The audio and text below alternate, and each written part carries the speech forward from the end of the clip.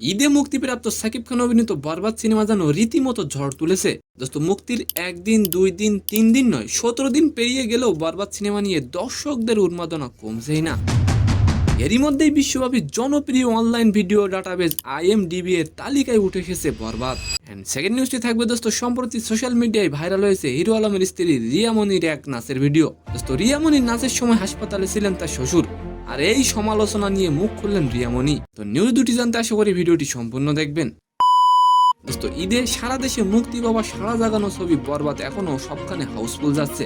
সাফল্যের ধারাবাহিকতায় আগামী 26শে এপ্রিল ছবিটি মুক্তি পেতে যাচ্ছে অস্ট্রেলিয়া ও নিউজিল্যান্ডে। দোস্ত, এরই মধ্যে IMDb এর তালিকায় উঠে এসেছে বরবাদ সিনেমা।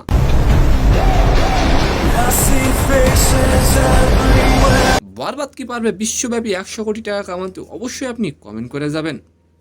দোস্ত, ডাটাবেজের সেরা 100 জনপ্রিয় সিনেমার তালিকায় 44তম স্থানে রয়েছে সাকিবের বরবাদ সিনেমা।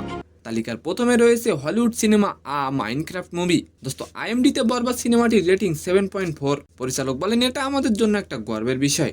দোস্ত, অন্যদিকে সমালোচনায় পড়েছেন হিরো আলমের স্ত্রী রিয়া মনি। রিয়া মনি একটি অনুষ্ঠানে পারফর্ম করছেন, অথচ সেই সময় তার শ্বশুর হাসপাতালে ভর্তি ছিল, আর এটি নিয়ে শুরু হয় সমালোচনা। এই বিষয়ে রিয়া মনি বলেন তিনি বিষয়টিকে দোষের কিছু মনে করছেন না। রিয়া আরও বলেন, আমি একজন পারফর্মার, এটাই আমার পেশা। দোস্ত, প্রসঙ্গত বাবার মৃত্যুর সময় পাশে না থাকার অভিযোগ তুলে রিয়া মনিকে ডিভোর্স দেওয়ার ঘোষণা দিয়েছেন হিরো আলম। তো সম্মানিত দর্শক, আজকের ভিডিওটি কেমন লাগলো অবশ্যই কমেন্ট বক্সে জানাবেন।